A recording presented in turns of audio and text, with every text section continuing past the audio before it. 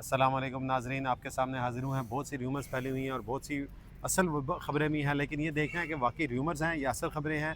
मेरे साथ हैं, मैं हूँ क्रिकेट यारी में रिजवानुल हक और मैं हूँ अली मक्की। सबसे पहले इनसे भी पूछेंगे कि बहुत सारी खबर ये चल रही है कि हारिस रऊफ़ बैन कर दिए गए हैं 2 माह के लिए।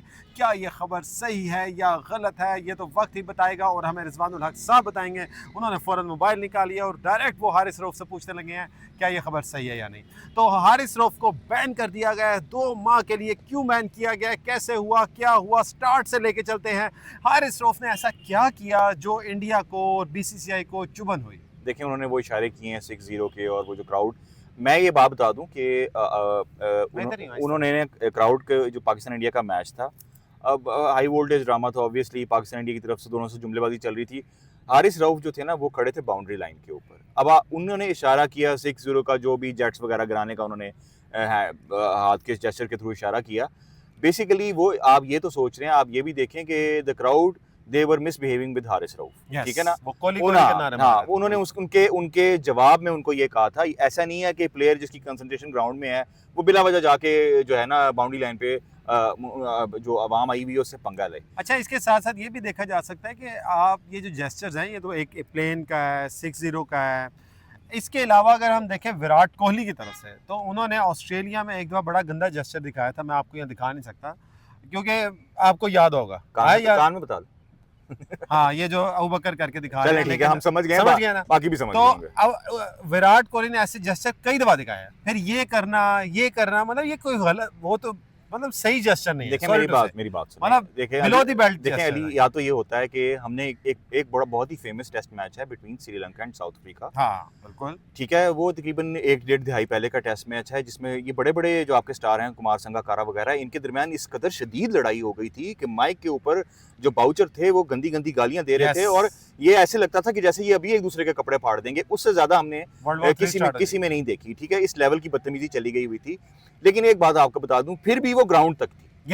ग्राउंड के बाहर जाके वो खत्म हो जाती है। तो देखें, अब बात यही है कि जेस्चर जब आपने ग्राउंड में दिखा दी तो ठीक है, इससे गंदे गंदे जेस्चर दिखाए तो क्यों हारिस रऊफ को 2 माह के लिए क्या बन रहा है कि वो बैन कर दिया गया है?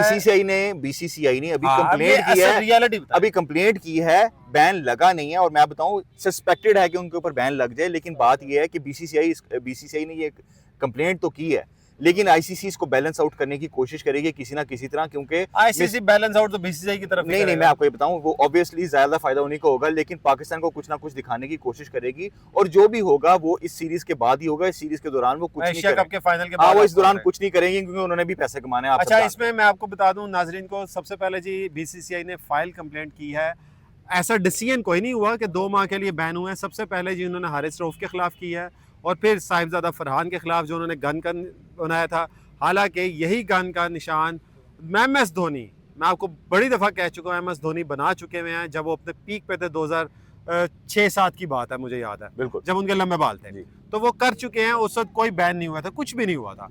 तो ये अब क्यों ऐसा बैन कर रहे हैं या नहीं कर रहे हैं, लेकिन ये सिर्फ फाइल कंप्लेंट की गई है और सोशल मीडिया में हर तरफ ये आ रहा है और इस रऊफ बैन कर दे, क्योंकि भाई पाकिस्तानी मीडिया तो सही बोलता है। आपको पता है इंडियन मीडिया गलत ही बात करता है हमेशा से। इस बार ना, क्योंकि वो जंग का माहौल बना हुआ था तो उस वजह से भी ज्यादा था। अगर आपको याद हो 2017 की चैंपियंस ट्रॉफी का जो फाइनल था, उसमें याद होगा आपको, सरफराज ने जब कैच किया था, जडेजा का शायद कैच था, ये किसी प्लेयर का कैच था, वो कैच कर केदार यादव का कैच उन्होंने किया था और केदार यादव का कैच करने के बाद उन्होंने बकायदा उनको, जो आप इशारे बता रहे हैं, उन्होंने किए थे, लेकिन वो जवाबन था, वो भी जवाबन था, क्योंकि केदार यादव ने उनकी दफा ये किया था। लेकिन बाद में मैच खत्म हो गया, इसकी कोई डिस्कशन नहीं हुई, लेकिन ऑन ग्राउंड होता है बहुत कुछ। वैसे भी हीट ऑफ द मोमेंट्स ही चलती है और मजा आता है। जैसे शोएब अख्तर ने भी कहा कि मार धाड़ और ये चीजें चलनी चाहिए। मुझे तो क्रिकेट में वैसे ही देखिए, बॉलर का उसमें फायदा होता है, बैट्समैन का नुकसान होता है, सीधी सी बात है, ठीक है ना। तो अच्छा, लेकिन इसका फायदा अगर उठाना चाहे बैट्समैन भी फायदा उठा सकता है, बॉलर को पागल कर। देखिए, अभी तक हमने हिस्ट्री में सुना है, बहुत कम बैट्समैन है जिनके बारे में कहा जाता है कि